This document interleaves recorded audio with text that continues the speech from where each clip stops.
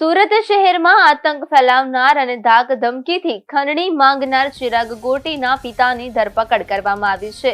સુરતની ચોક બજારથી ચિરાગના પિતા ઘનશ્યામ ગોટીને પોલીસે ઝડપી પાડ્યા છે। આ આખો મામલો જમીન દલાલના અપહરણ અને ખંડણીથી શરૂ થયો હતો। ઉલ્લેખનીય છે કે ચિરાગના પિતા પણ તેમના દરેક કાંડમાં અને ગુનાહિત પ્રવૃત્તિઓમાં સામેલ હોવાથી તેમની પણ ધરપકડ કરવામાં આવી છે। જિગ્નેશ વ્યાસે આ કેસમાં ફરિયાદ નોંધાવી હતી।